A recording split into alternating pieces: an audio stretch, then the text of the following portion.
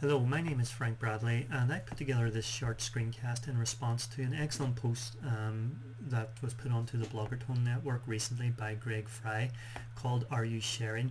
And the post, which you can see in front of you now, really shows you how easy it is to share content nowadays. But what I wanted to do today on this short screencast was just show you how I use Google Reader to share content and how I can benefit from shared content myself from other people on Google Reader.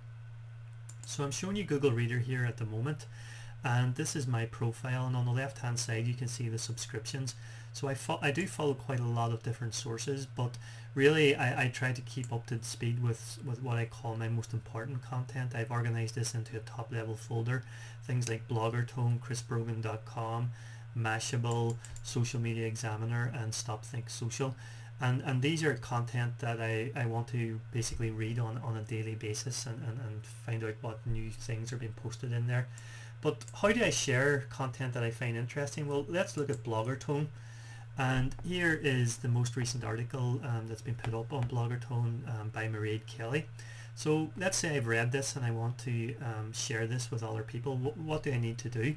Well, if I scroll down to the bottom, you'll see a button here called Share.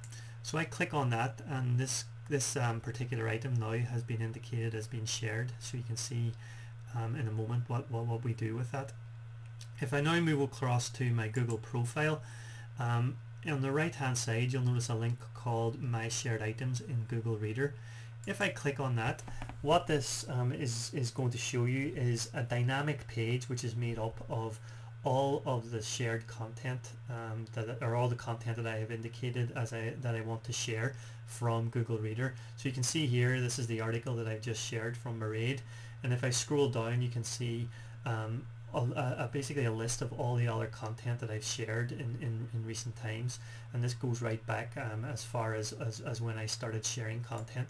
So this is really a dynamic web page, and what's interesting about this is that it has an atom feed in it, so that people can follow this in their own RSS reader, whether that's Google Reader or another tool of choice, and they can basically keep up to speed with the content that I'm sharing.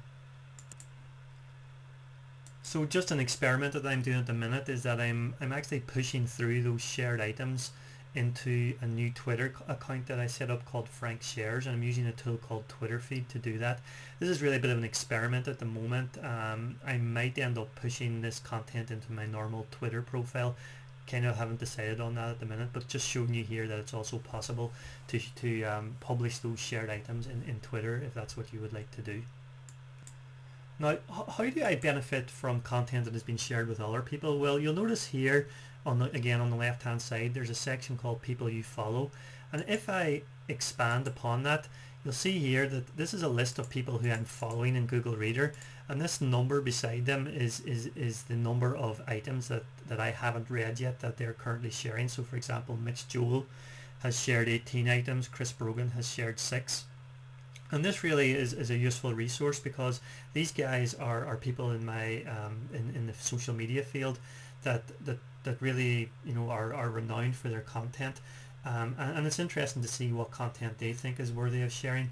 So let me just show you what this looks like. On the right hand side, I'm in CC Chapman's shared items at the moment, and I can see here now all the shared items that CC is actually decided to share. But if I just go back up, I can look at this from an overall level of seeing all the content that's been shared by everybody. If I just click on People You Follow and switch over to list mode, what I can see here is just a summary. What I really tend to look out for here is content that has been shared by more than one person, because that indicates to me that it's content that people think is really valuable. So you can see here, for example, this particular item has been shared by 2 people.